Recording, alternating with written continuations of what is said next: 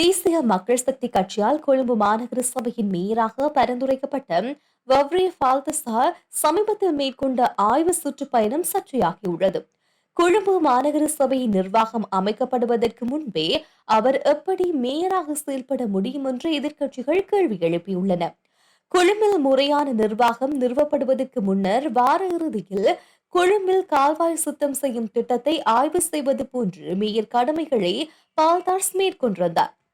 இதே நிலையில் நிர்வாகம் நிறுவப்படுவதற்கு முன்னர் எவ்வாறு இவ்வாறான செயற்பாடுகளில் ஈடுபட முடியும் என்று ஐக்கிய மக்கள் சக்தியின் நாடாளுமன்ற உறுப்பினர் முஜிபுர் ரஹ்மான் கேள்வி எழுப்பியுள்ளார். சிஎம்சி நிர்வாகம் சட்டப்பூர்வமாக உருவாக்கப்படுவதற்கு முன்னர் பால்தசா கொழும்பு மேயராக எப்படி செயற்படுவார் என்று முஜிபுர் ரஹ்மான் கேள்வி எழுப்பியுள்ளார்.